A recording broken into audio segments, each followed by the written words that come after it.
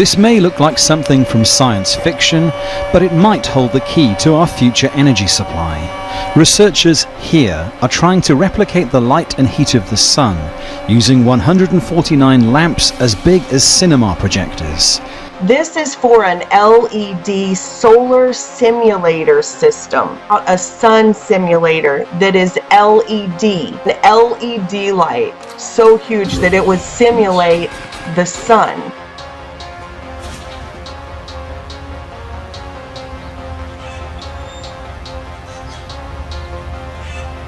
It was the patent for the NASA STAR program, where they were building, along with Bausch & Lomb, they were building a sun simulator. Alright.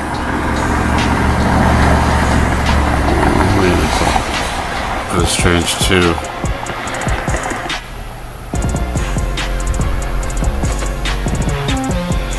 Which shows the fake sun. It shows the simulator, and I realized that there are sun simulators on the planet that they use to simulate the sun in underground bunkers, so forth and so on. The Beacon Project, or MAYAC, and it is, as you see here in this illustration, a large pyramid-shaped object, a reflective material that they say is made of a polymer that is thinner, 20 times thinner than a human hair. Like this right here is as good as it gets. You can tell the sun or a sun simulator is right there for the most part. You can see it. But it's totally, your view is obscured totally, so you cannot see it completely. Russia's artificial star was sent to orbit, but no one could see it. The artificial star of the Russians, MAYAC, was successfully orbited and set to become one of the brightest objects in the night sky. Satellite was launched at Baikonur Base on July 14th, and when it entered the orbit, it opened the solar reflector. The technology to do this is so widespread and so well known throughout the industry that China, they're launching an artificial moon into orbit. This is Professor Harold Haas.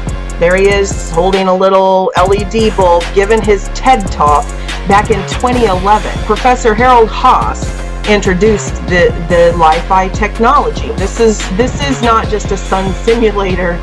This is a monster satellite that can be deployed to beam frequencies. These light frequencies, these LED frequencies, they carry information, they carry data.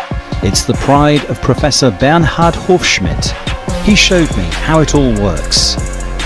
And then I find other YouTube channels that are working on the exact same thing. And as you can see in this video, he's showing you the layout, the design of the solar simulator, which is right here.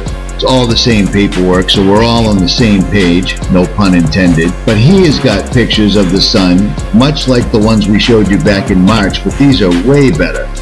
Way better. You can tell that this is not legit. Look at the straight line of the flares coming off the sun, going straight up and straight down.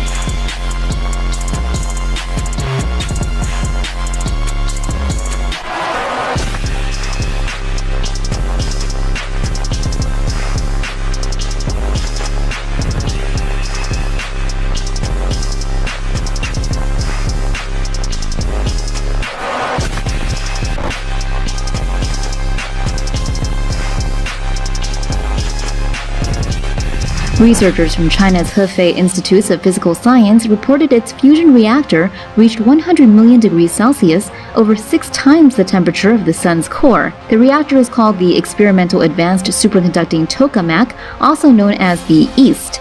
The donut-shaped machine supports nuclear fusion by using magnetic fields that keep hot plasma from melting the exterior walls of the tokamak. But it appears that for the first time, one of the large New World Order companies, Boeing in particular, has actually shown this for the first time, without a doubt. And it's a huge case of predictive programming. Now, in Article 464 entitled Sun Simulated Disclosure, they knew the sun was dying in 1961. I showed that sun simulators using reflectors and arc lamps have been used to disclose that the powers that be already knew in 1961 that the sun was dying and that sun simulators would be necessary. A photo surfaced, a gentleman sent it to me from Crazy Horse, South Dakota. And in the photograph, a hexagon appeared in the upper left-hand corner. He sent it to me to look at. I kind of compared it to the sun simulator because it does have similarities. But we don't know for sure what we're dealing with here. It almost looks like there's two. China is to launch a fake moon into space that it hopes will illuminate one of the country's biggest cities. Officials in Chengdu announced plans to place a satellite by 2020 capable of reflecting sunlight onto the streets at night, claiming it will be bright enough to entirely replace street lights. Tokamak. According to futurism, nuclear fusion is a thermonuclear process that occurs when the nuclei of two light atoms combine and form a heavier atom. This process results in release of energy in the form of heat and light. And since the large-scale chemtrail program started in 1998, it is very possible that the sun may have gone completely dark by 1998. It is then also possible that long before 1998 it was turning off for certain periods of time. In principle, one of the lamp is already what we call a solar furnace. We can concentrate. The only thing we'll do, we put more on the side to bring all the folk key together. And when that's done, this is what can happen in a very short period of time.